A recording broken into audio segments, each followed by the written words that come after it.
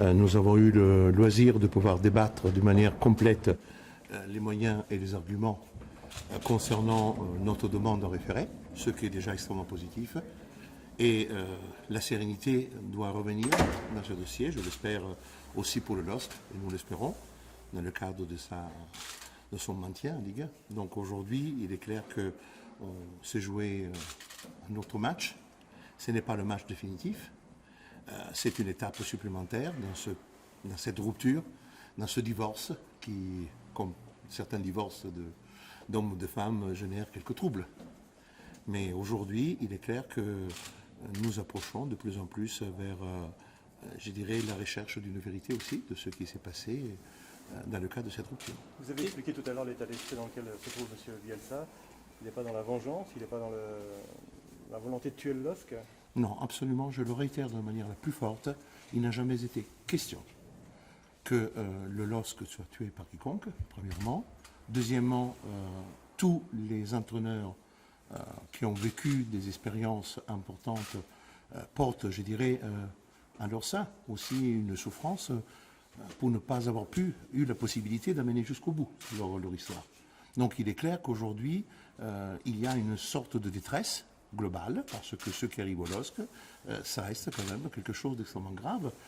Dans le cadre de ce qu'était cette opération, qui était montée importante, de M. Lopez, qui avait pour finalité de créer un grand club au nord de la France, M. Bielsa y a cru. Il fallait naturellement travailler, avoir le temps.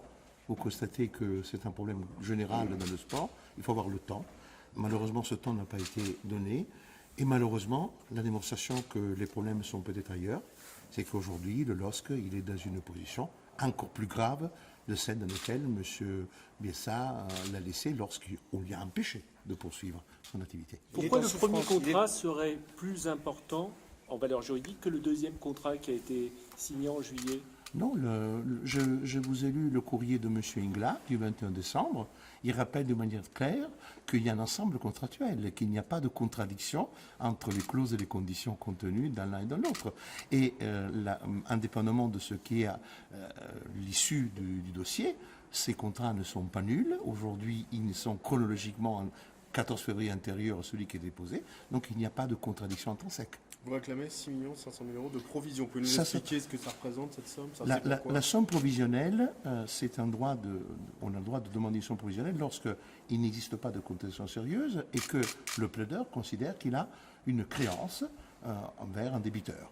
Cette créance, nous la considérons existante dans l'article 15 parce que cet article fixe un critère général d'indemnisation indépendamment de tout type de rupture. C'est-à-dire que la cessation de la relation entraînait de facto et de droit le versement de ces sommes. Donc la notion provisionnelle, c'est parce que quand on saisit un référé, le juge ne donne pas une condamnation définitive, mais une condamnation provisionnelle. Et la suite? La suite, inéluctable, sera la saisine du Conseil de prud'homme au fond. Cette fois, lorsque le Conseil de prud'homme sera saisi au fond, c'est pour faire sanctionner. À ce moment-là, ce n'est plus un problème simplement de dédommagement, mais il y a aussi le préjudice moral, le préjudice matériel, le préjudice d'image, et aussi apprécier si les conditions d'une faute grave étaient oui ou non réunies, et ceci relève de la compétence exclusive du Conseil de prud'homme, saisi au fond et pas référé. Indemnité que vous chiffrerez à combien? Aujourd'hui, ce n'est pas moi qui les chiffré, ce sont des indemnités qui ont été chiffrées par M. Bielsa lui-même, qui découlent du contrat de travail et de l'ensemble de préjudices. Nous sommes à 18 millions d'euros à parfaire. Il est en souffrance, Marcelo Bielsa, aujourd'hui? Il est en souffrance. C'est sûr que la situation dans laquelle on se retrouve aujourd'hui, à travers ce contentieux qui est âpre, c'est quand même une situation qui ne génère pas un état de bien-être. Le mot souffrance, ça veut dire tout simplement qu'il est clair que, comme je disais tout à l'heure, parfois il est préférable une mauvaise transaction qu'un bon procès. Malheureusement, les deux parties ne l'ont pas voulu et nous sommes dans les affres de la justice. On nous a décrit une scène très rocambolesque pour la remise de la convocation à M. Bielsa quand il était encore au club. J'y étais pas, je ne peux pas vous commenter, je n'étais pas. Bon, on a vu aussi qu'un accord a pu être trouvé. Le 16 janvier, a priori, Marcelo Bielsa a écrit au tribunal de prud'homme pour dire qu'il se désistait. Non, mais le mot désistement, ça concernait la convocation.